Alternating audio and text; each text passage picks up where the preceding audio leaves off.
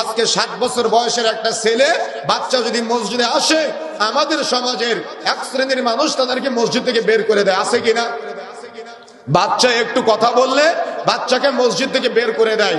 অথচ মসজিদে নববীর মতো জায়গায়, যেটা রাসূলের মসজিদ, সেখানে খেলনার ব্যবস্থা করা হয়েছে যাতে করে বাচ্চারা নামাজে আসে।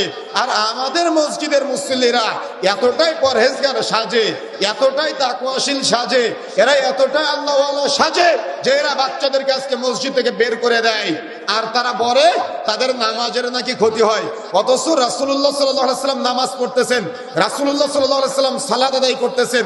রাসূলের নাতি হাসান হুসাইন রাসূলের ঘাড়ে উঠে, রাসূলের পিঠে উঠে, রাসূলুল্লাহ সাল্লাল্লাহু আলাইহি ওয়াসাল্লামের নামাজের কোনো ক্ষতি হয় না, রাসূলের নামাজের ক্ষতি হয় না।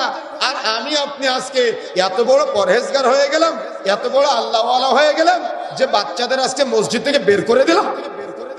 আপনাকে কে এই মাসালা দিল যে বাচ্চা কথা বললে আপনার নামাজের ক্ষতি হয়?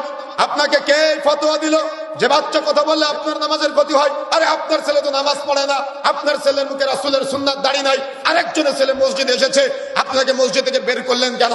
বিচারের মাঠে যদি আল্লাহ সুবহানাহু ওয়া তাআলা আপনাকে জবাবদিহিতার কাঠগড়ায় দাঁড় করায়, আপনি সেই রবের দরবারে কি জবাব দিবেন? আপনি কি বলবেন সে কথা বলার কারণে আমি মসজিদ থেকে বের করে দিয়েছিলাম?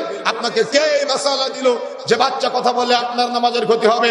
বরং বাচ্চাদেরকে নামাজে নিয়ে আসতে হবে। এজন্যই তো উলামায়ে কেরাম বলছেন, মসজিদের পিছনের কাতারে যদি বাচ্চাদের কিসির মিসিরের শব্দ শোনা না যায়, মনে করবে পরবর্তী প্রজন্মের মসজিদ মুসাল্লি শূন্য হয়ে যাবে। যার বাস্তবতা এখন দেখা যায়, ফজরে 2 জন মুসাল্লি, জোহরে 3 জন মুসাল্লি, আসরে আবার 2 জন, মাগরিবে আবার 7 জন, এশায় গিয়ে ইমাম সাহেব কোথাও কোথাও একা একা নামাজ পড়ে। তার মানে এরা সালাত আদায় করে, কিন্তু এদের বাচ্চাদেরকে সালাতের প্রশিক্ষণ দিতে চায় না। এদের বাচ্চারা যদি গোল্ডেন প্লাস না পায়, এদের ব্যাপক লজ্জা লাগে, ব্যাপক শরম লাগে, ব্যাপক হায়া লাগে। কিন্তু ছেলেটা ফজরের সময় নামাজ পড়ে না, বাবার লজ্জা লাগে না। ছেলেটা রাসূলের সুন্নাত দাড়ি কেটে খান খান করে ফেলে, বাবার লজ্জা লাগে না। ছেলেটা সে সিগারেট খায়, অর্থাৎ মাদক দ্রব্যের সাথে জড়িত, বাবার সামনে এগুলো সেবন করে, বাবার লজ্জা লাগে না। বাবার তো লজ্জা লাগা দরকার ছিল, কিন্তু বাবার এখানে লজ্জা লাগে না। গোল্ডেন প্লাস না পেলে বাবার লজ্জা লাগে।